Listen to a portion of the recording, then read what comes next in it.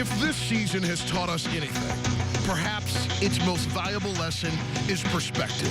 Having suddenly been thrust back into the pack of teams who are fighting simply for the right to participate in the next stage of competition, Miami has in some ways been freed from the burden of expectations. Along with an ever-deepening appreciation for the amazingly unique accomplishments of the last 4 years comes the ability to now, once again, enjoy the innocent climb. Lifers who fell in love with Heat teams of earlier eras, whose success was measured less by win totals, but more by their willingness to compete and come back, have found reason to fall in love all over again with a team embracing its underdog role. Perspective teaches us to appreciate what we have, when we have it, and to appreciate the moment while we are still in it.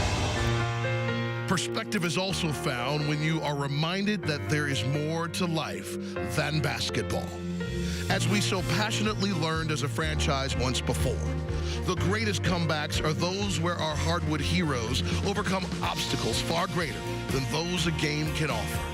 So while our passions and attentions are understandably drawn in by the unpredictable and exhilarating story that will unfold on each night for this team over the season's final 6 weeks, let us remember that the most important victories we amass in life are those that keep us in the game.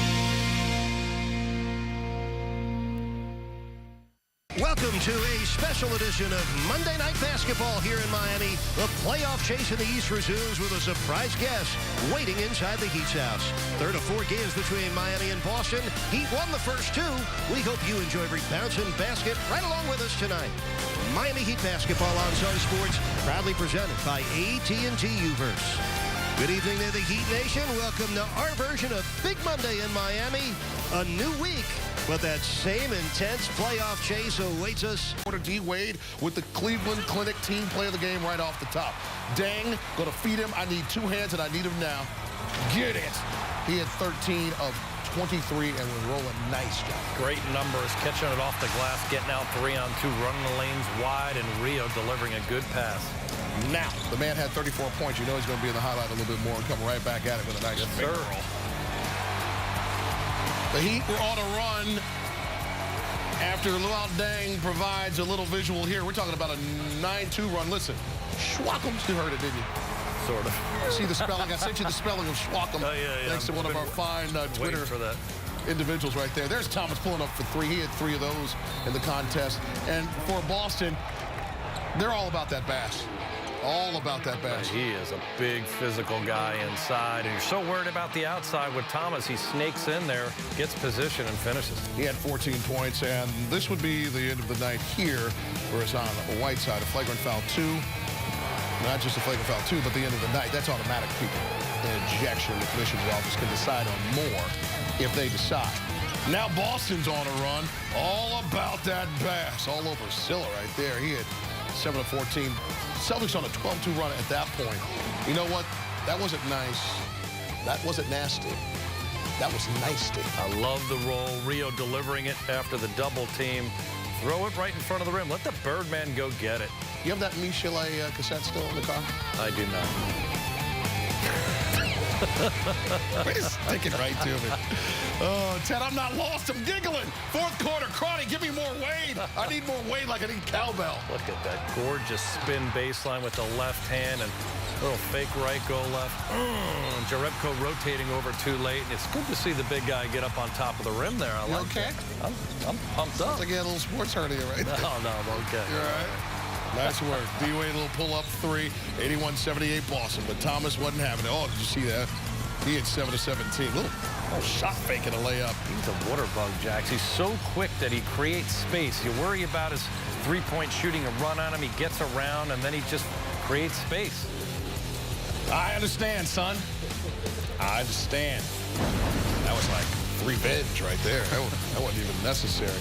Take a look at it right there. Isaiah Thomas coming off the bench, providing the spark necessary for the Celtics. D. Wade, 4 rebounds and 2 assists to go along with his 34 points. And the co-captain dealt with the issue in the room. In that mid-range game, too, I mean, we saw him get it going 15 to 19 feet, the turnaround jumpers. You can't stop that. Had a bigger guy and Turner on him. Now he steps out beyond the arc as he was feeling it. But right in there, that sweet spot is an area when we've seen him score there. You know, he is really tough to guard because then you got to hug up on him and he blows by you with strong drives like that. Look at this one, almost falling out of bounds. I mean, he made a couple that were just magnificent and drawing fouls, getting himself to the free throw line 7 times, made 6 of those. Just a great overall performance, and we see the fourth quarter. I mean, is there a better closer when he gets it going? 15 points in that quarter alone. Second most in the NBA, night in, night out, man. He gets it done. The team is most effective when Whiteside's on the floor. He has got to be smart about picking up fouls. That's his first foul there. He uses his left hand there. He most likely makes the play without fouling. This one here, he comes over the top. It's an easy over-the-back call. Now he's got 2 personals. He can't afford any more, or he's got to sit down.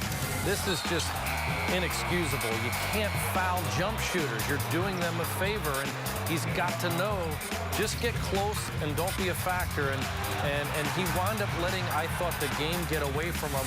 And here we see the forearm right there on him just forced him to overreact. He absolutely clubs Olenek from behind and seems almost surprised that he's getting thrown out. But, you know, the fella has to really maintain his composure. When I think of some of the guys that I've seen, whether it's LeBron James most recently, Shaquille O'Neal, guy like Karl Malone, who I play with, these guys got foul hard every night. What you don't want to do is get a reputation as someone who, once they start playing you physical, is going to make those type of decisions, because every night he's going to get a healthy dose of that. That's going to do it for us. Once again, the final score, 100-90. Celtics win. If you'd like to catch tonight's game again, tune in at midnight or tomorrow at noon as we replay all of tonight's action presented by your South Florida Honda dealers. This has been a presentation of Sunsports, your exclusive home for Miami Heat basketball. For Eric Reed and the coach Tony Fiorentino, as well as Will Mansell, Ron Rothstein, and the luxurious John Crowder. I'm simply Jason Jackson. Good night, everyone. Here's the final take, South Florida.